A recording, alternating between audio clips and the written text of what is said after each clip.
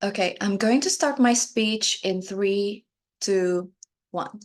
Judge, before I get into my argumentation, one framing. Since this is a value judgment debate, as the government side of the House, we do not have the burden to ban virtual idol groups from existence nor to punish the practice. We just have to prove why, despite some benefits or positive impact that it may bring to the entertainment industry, the harm that it possesses will still outweigh the goods at the end of the day. First, I'm going to talk about how these virtual idol groups will only emphasize the toxic and unrealistic beauty standard. Two layers of analysis. Number one, we believe that in the status quo, many idol groups members have to go through a cruel diet just to fulfill the outrageous beauty standards set by the industry, be it for male or female. Male idols are expected to be skinny but muscular, female idols are expected to be extremely skinny, both must have a flawless visual and a perfect face, thus causing a lot of aspiring idols to undergo cosmetic surgery in order to enhance their looks.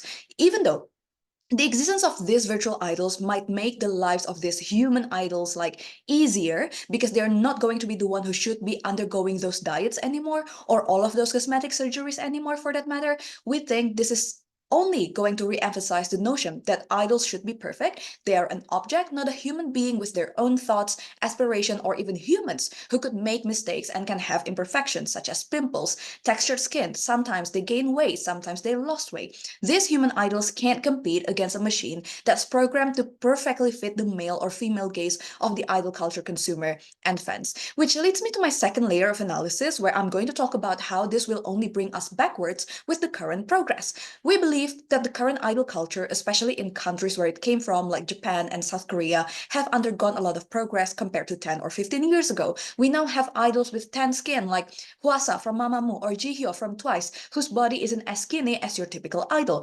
Japan right now has Atarashi Gakko, whose image is to embrace their own individuality and also imperfections. And as I've already mentioned previously, idols are pressured to be perfect. They're becoming robots despite the fact that they're human beings. They're not allowed to date. They must follow strict routine and strict diet. And although these are probably necessary steps in order to become successful, or perhaps these idols already consent to such kind of activity. What we must advocate for is to make idols culture less toxic and more humane.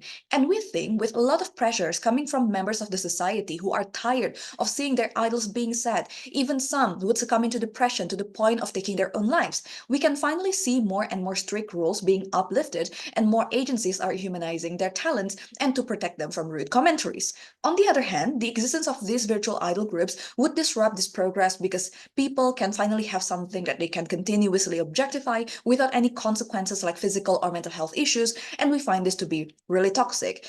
Now, coming to my second argumentation, where I will be talking about how these virtual idols are taking away the job from humans. And I'm going to talk about two scenarios. First scenario is when the virtual idols are made with real humans behind the virtual facades, such as still depending on the human's movement or voice, like Plave. On this scenario, even though the humans still work and obviously they're going to still get paid, they won't be getting as much money as the regular human idols because at the end of the day, it's not their face that people recognize. It's not their face that sells. Most of the money will go into the agency that creates these virtual idols. And perhaps even in the near future, with the current development of artificial intelligence, it is not impossible for these human-based idols to be eventually run completely by technology. We have seen these efforts to be tried in Hollywood by some agencies and production houses. They want to own the complete image of some celebrities, for example. But thankfully, this effort was terminated due to protests by the people who are active in the industry. They believe that it is unfair because it's going to create an unfair pay at the end of the day.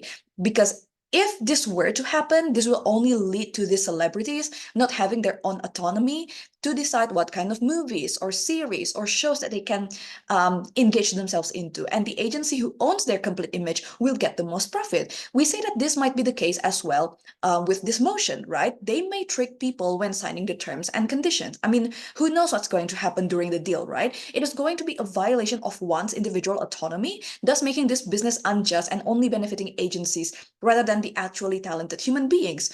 More entertainment workers are going to be underpaid. They're going to be unable to afford living, and just overall making the barrier of entry harder to thrive in the entertainment industry. But second scenario, where these idols are completely based on technology from the very beginning, like MAVE or even eternity. We say that this is even worse because aside from the issues regarding objectification and beauty standards that I have discussed in my first argument, you are about to create a creature that is so perfect and flawless with no scandal or mistakes to be made to replace a human talent, right? They can also be programmed to make unrealistic dance movements that humans can't do.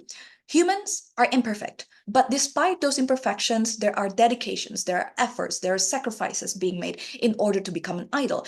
And we think that their sacrifice and the profit that they're about to make to these agencies supposed to outweigh their mistakes and the potential scandals. Because you know what they say, but publicity is still publicity. Scandals and mistakes are just simply the consequences of hiring humans, right? And it is the job of the agency to mitigate these issues instead of trying to find a shortcut by launching virtual idols, for example. We say that humans who decide to become idols, they know that it's not going to be easy. They consent to the struggles, they have dreams, and they need to make money in order to live. The existence of these virtual idols will only make less and less money trickling down to humans, and more money will be concentrated to the bourgeoisie who owns this agency. And this is not the kind of world that we on the proposition side of the house wants to support, right? But third of all, I'm going to talk about a more toxic fandom culture. In the status quo, a lot of people who are active on the fandom knows that there are boundaries between them and their idol because there is a realization that idols are also human beings, right? They must be protected, supported, and kept safe, even though there might be some awful cases like stalking, and this is something that a virtual idol won't experience. The fact that we as a human know that stalking is bad is because we know that it's an activity that takes away other people's rights to feel safe. Similarly, this is also why we are taught not to make rude comments, not to body shame, not to judge an idol's mental state easily. It is because we know that there are humans, they are humans who have feelings and have human rights just like us, right? And our words may have severe consequences towards them. But with virtual idols, those boundaries will never be there. These virtual idols are simply going to be objects that you can say anything about and there will be no consequences or reaction from the said idol. At best, the agency would probably do something such as blocking a follower, deleting comments, or making a statement. But deep down inside, these rotten people know that a virtual object will not react. This is the definition of a perfect idol, the kind of idol that people always want humans to be, but they can't because they're not robots. Someone that you can do anything to without them ever giving any reactions. And again, deep inside, they see these idols as object, and now they have a product that accommodate these needs. Worst case scenario, creepy fans exist on both sides, but on our side, we would advocate for those creepy fans, especially those who violate boundaries, to be processed through the criminal justice system to deter them because they are violating human rights. But you cannot violate a virtual being's rights, right? Comparatively, even though on our side of the house, it is the human who still needs to work hard, we believe that people who are willing to put themselves in the industry already understands the risk and the consequences. But it's also our job as a fan and a member of society to keep on pressuring for progress within the industry itself so they can humanize these idols and treat them like human beings who aren't perfect and aren't flawless. If the opposition wants to win this debate, they have to prove to us that the impact of these virtual idol groups are so good for the entertainment industry and humanity that we could ignore all of this negative side effects. We deny corporate-centric analysis and will only focus on the benefits to the agency. We support a world where it's possible for a human being to become an idol and have imperfections. Very proud to propose.